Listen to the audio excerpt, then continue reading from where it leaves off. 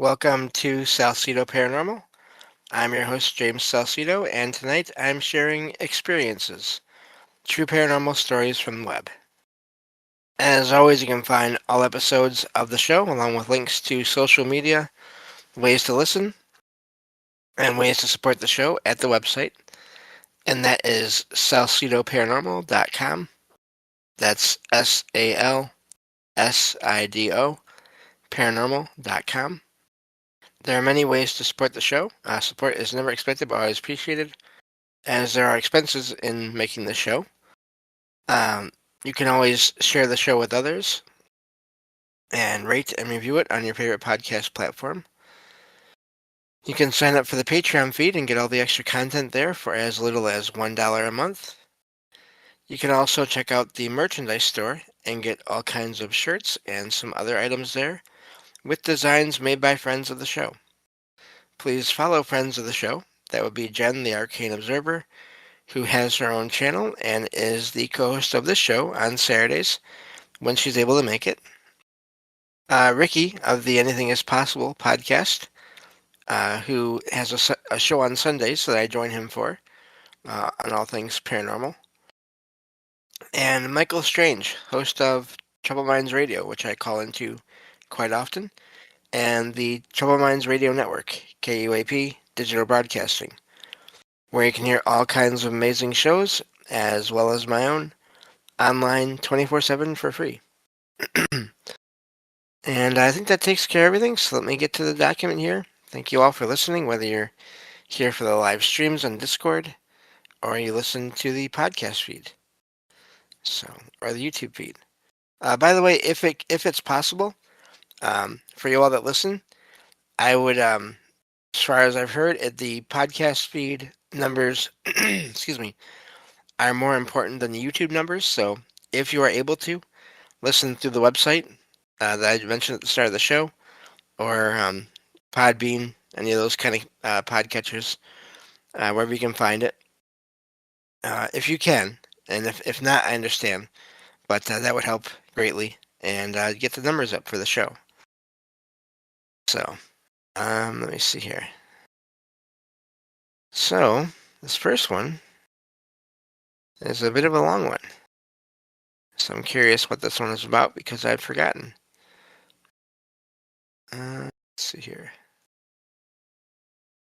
Okay. This one says, so I had a customer ask me yesterday if I had ever had anything paranormal happen to me before, and I said no, not really, but that I do believe that type of stuff likely exists. I've watched and listened to it all over the years, and it all interests me, but nothing has ever happened to me, personally. Well, she proceeded to tell me she wasn't trying to scare me, but wanted to let me know that she had seen something, in quotation marks, she had never seen before, standing behind me through the reflection in a big mirror we have at my job.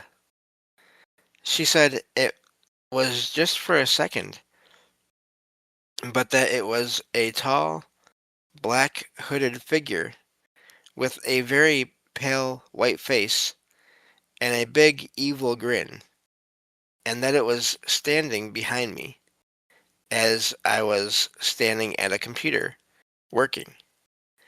It really creeped me out, obviously, and I don't remember feeling anything or seeing anything myself. She emphasized that she had never seen an entity like that before. I asked if she saw stuff normally. She said yes, all the time, but never this particular thing. So that's why she wanted to let me know about it. As she said, she normally wouldn't just go up to a stranger and tell them something like this. Her and the ladies she was with were super nice, normal seeming people. She told me that if I have any mirrors in my room, to get rid of them, say some prayers, and consider getting a cleanse of some sort. I don't know what to think. I tend to be a very trusting person and sometimes kind of gullible, I've been told. So I'm just wanting some feedback on this from some unbiased outside perspectives. Have any of you ever had anything like this happen before? Or has anyone ever or heard of or know anything about this particular entity? I already tried searching for it online and couldn't find anything. The closest hit I got was the Hat Man, and this was definitely not that from what she described. Do people just make stuff like this up to scare people? I know that's a possibility, but she seemed genuine, and I can't think of any reason why someone would do that to uh, a complete stranger. Thanks in advance for any feedback. And that's where that one ends. I have heard of people who have this sensitivity not wanting to get involved with anyone they don't know, obviously, but feeling like they either have messages or they see something that they feel like the person should know about. Um, and they end up going up to the person. So I can't rule out this whole thing entirely as just being someone playing a prank on someone else. Um, this is the first time I've heard of sort of like a grinning man figure in a hood or in what a cloak and a hood and all that. Um, but I've heard of those figures before, more commonly um, just in black, but not necessarily with hoods on. And the description of the smile being evil, they are said to be extremely large smiles. And what I wonder with that sighting here, just in this case, is did it seem evil because the smile was so big, or was there a sense that the person got from the figure that it was evil? Because I do think when we see things we don't that don't look familiar to us, um, we can be afraid, and that can lead us to think that things are evil, even if we're not getting a feeling from the being that is evil. Sometimes there's people that have experiences where they see a what appears to be a normal person, and they still get a sense of that's not a regular person, that's not a human, even in some cases, and that's evil, and I want nothing to do with them. So it's really tricky to know what's going on with all these things. Uh, but yeah, so I can't rule out that the customer that said all this to this person that made this post, was joking, but at the same time, I can't rule out that they were actually seeing something. And I am glad. I mean, for all we know, it could have been just been passing through, as I always say. I think that's always a possibility, especially since it was there and then it was gone. Um, but that is a fascinating account, and um, like I said, I can't imagine it's always easy for the people that see these things to go and have to tell someone or feel like they have to tell someone what's going on without that. And when that person that they're telling has no idea, they're not sensitive to it, they're not sensing anything at the time. So that's a fascinating account there. And I'm very lucky I have never been that sensitive. I've had times where I've had experiences and I've told people um, if I've gotten weird feelings from places in some cases, but I've never really had anything where I had to go to a total stranger and tell them something like that. So I have sympathy for everyone involved in that kind of situation. But let me get to the next one here. And let's see. This one says, this is another longer one. Anyway, this one says, I have just found this forum. I have been sitting on this story for many years now, and still I remember it clear as day. It must have been around 2007 or 2008 in Berlin, Germany. My brother, who was about 8 or 9 at the time, and I, who was about 5 or 6, uh, used to do sleepovers in each other's room. This time, I took my mattress to his room and placed it next to his bed, and we did our sleepover. We played video games and told each other jokes and stupid stories. And then in the middle of the night, I'd say anywhere between 12 and 2 a.m., I looked into our hallway, which was basically just a huge room connecting all other rooms, in front of the kitchen. I saw a blonde woman in a red dress. It was a sparkly dress. I asked my brother, "Are you seeing this too?" He leaned over, looked looked at it for a brief while, and said, "Yes." We kept looking. A man in a suit joined her, stepping out of the kitchen, and handed her a glass of wine. I wonder how they knew it was wine. Anyway, now the odd part is that they had no facial features. Their skin and faces were just black voids. The other odd thing is, I don't recall being scared. I was very interested in their presence. They didn't acknowledge us at all. I even suggested to my brother that I should touch them to see what happened. He said, "No. What if your hand rots off?" Of course, they're kids. Um, they kept talking to each other, but no sound was audible. Eventually, my brother and I decided to go to sleep because nothing was happening and we were not scared at all. Which that strikes me as quite strange. Why wouldn't two kids be scared of an encounter like that? Two faceless, black, void creatures casually standing in the hallway. Very odd. Has anyone ever had an encounter like that, or knows anything about it? I wouldn't say it was shadow people.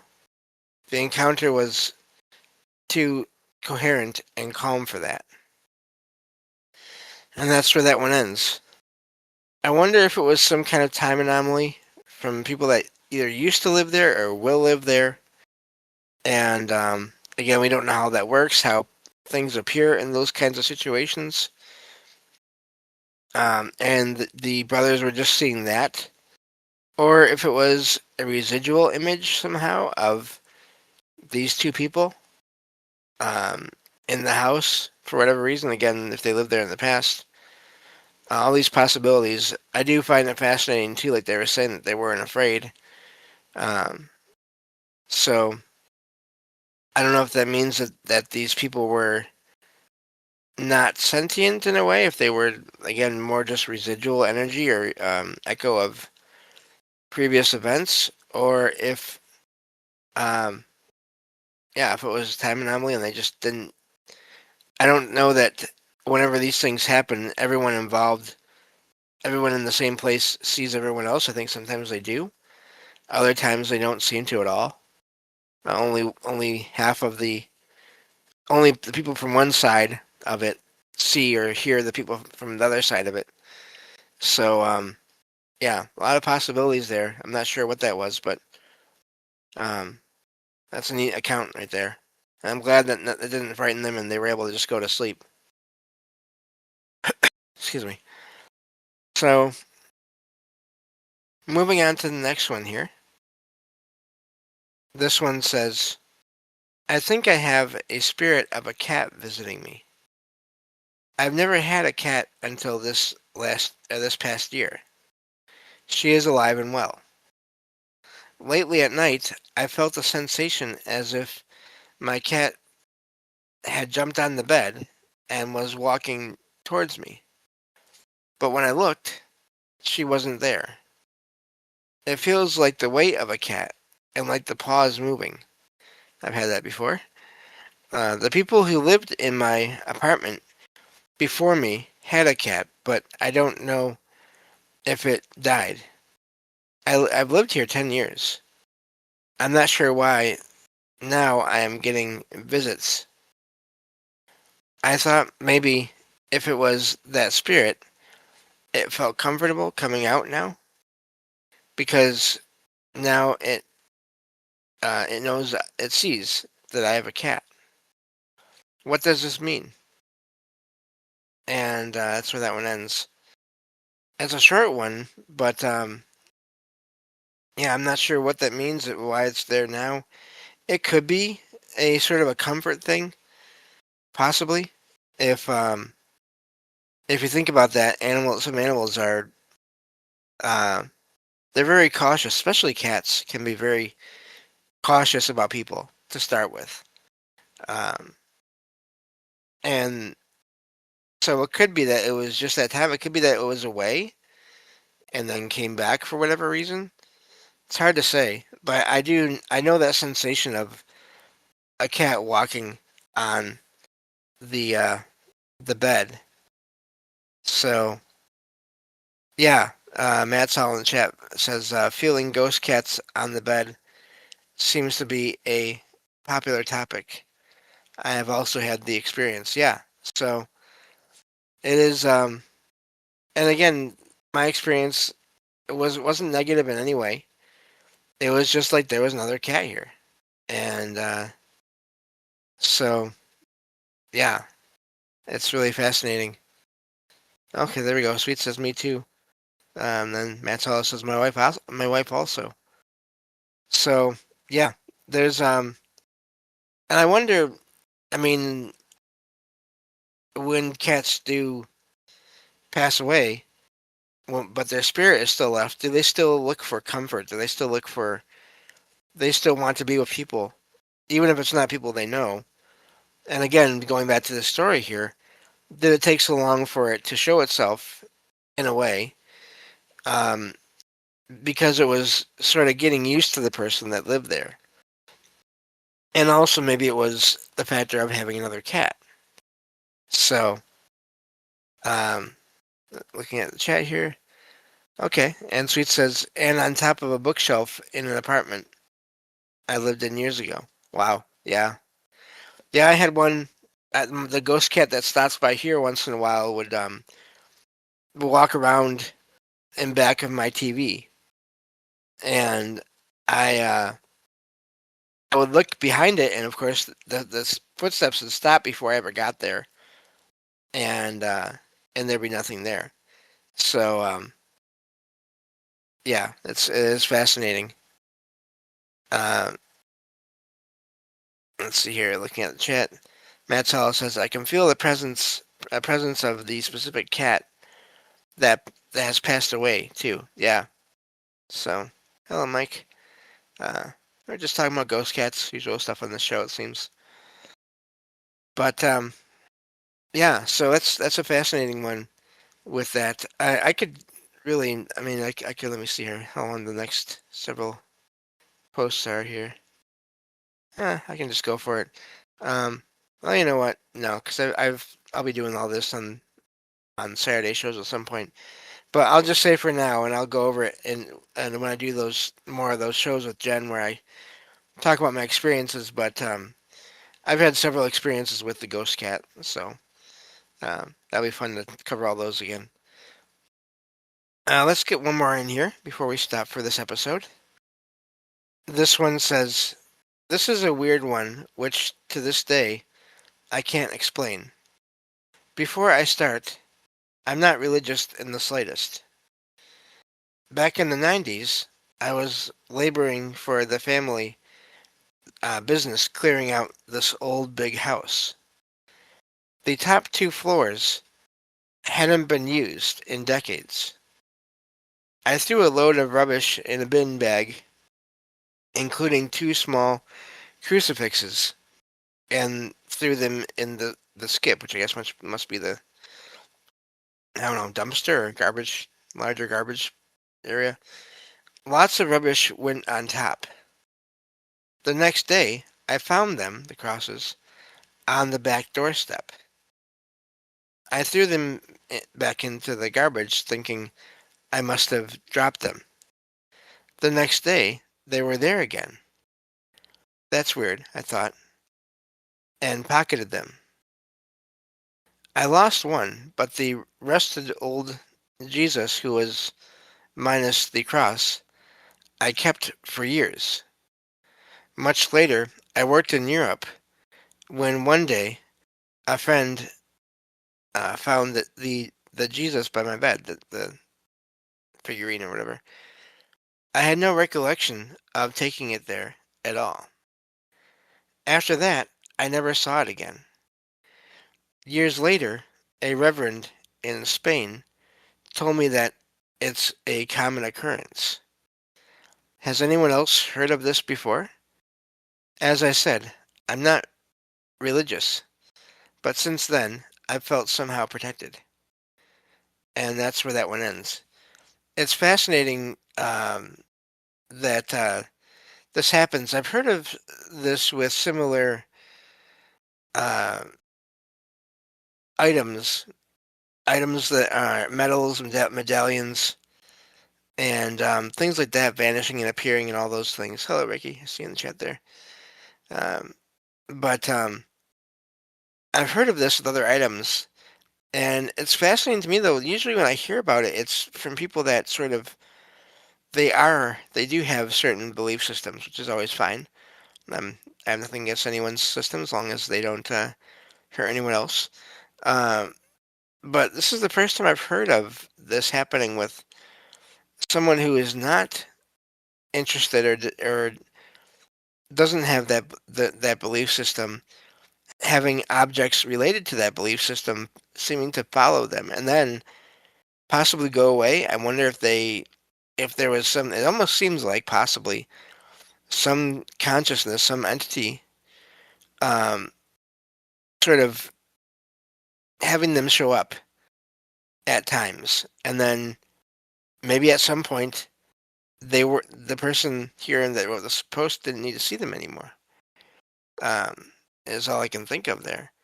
But but yeah, so that's a fascinating one. I wonder again how many times do these objects can they go from person to person in over the years? I would guess until they completely fall apart if they do. So really amazing one there, I thought.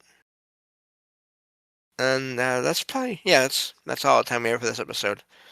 Um, but yeah, so I haven't had that with any of my items where it was related to. So I don't really have many items related to religion overall from my family. So, but again, like I said, I've heard of that with medallions and things like that, um, and not just in sort of the more negative experience. I'm talking about positive ones too. So, but yeah, that's all the stories we have for this episode. I'll continue this in the next one, and thank you all for listening. And I will talk to you all next time on Salsido Paranormal. And everyone, take care.